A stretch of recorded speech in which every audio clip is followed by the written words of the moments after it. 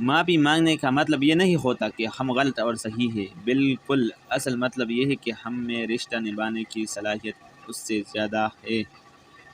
سب سے بہترین احساس وہ ہوتا ہے جب آپ کو خیال آئے کہ آپ ان لوگوں کو بنا بھی خوش ہیں جن کے بارے میں آپ پہلے سوچا کرتے تھے کہ ان کے بغیر جینا مشکل ہے۔ اچھا ساتھی وہ ہے جیسے دیکھنا تمہیں خدا کی یاد میں مصروف کر دے، جس کی گفتگو تمہارے علم میں اضافہ کرے اور جس کا عمل آخرت کی یاد دلائے۔